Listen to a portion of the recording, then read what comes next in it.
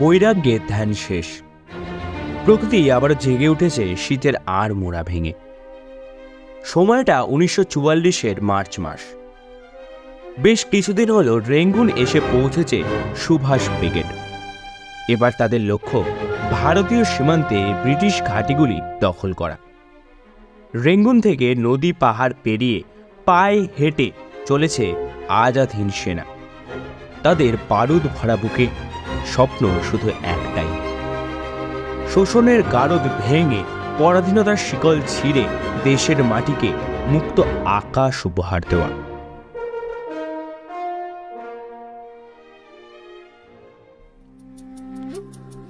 সাল 1941।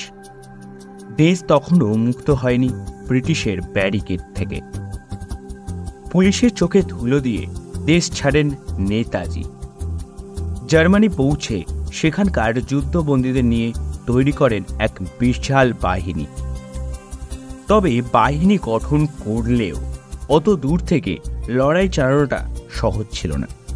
তাই তিনি চলে আসেন জাপানে। সেখানে রাসবিহারী বসু তার হাতে তুলে দেন আজাদ হিন্দ ফৌজের দায়িত্ব। 1943-এর অক্টোবর মাস সিঙ্গাপুরের ক্যাথে সিনেমা হলে গঠিত হয় আজাদ হিন্দ সরকার, ভারতের প্রথম স্বাধীন সরকার। নবগঠিত সরকারের পক্ষ থেকে ছাপানো হয় ডাকটিকিট ও নোট, এমনকি তৈরি করা হয় ব্যাংক এবং দূতাবাস। তবে এখানেই শেষ নয়। পরাধীন ভারতের প্রথম মুক্ত সরকারের ছিল নিজস্ব জাতীয় সঙ্গীত, যে গান তুলে ধরেছিল ভারতবর্ষের ঐক্যের সুর।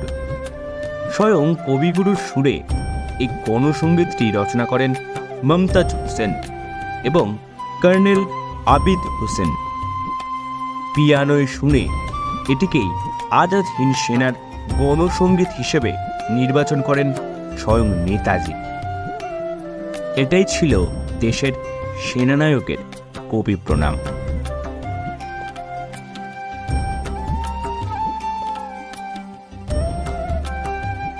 কেটে গিয়েছে অনেকগুলি বছর।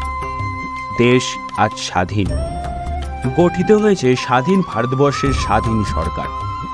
তবে আজাদ হিন্দ ফৌজের স্বপ্নের ভারতবর্ষ আজ হারিয়ে গিয়েছে জাতির চেতনা থেকে। সেই অভিমানেই কি আর কোনোদিন ঘরে ফিরলেন না সুভাষ?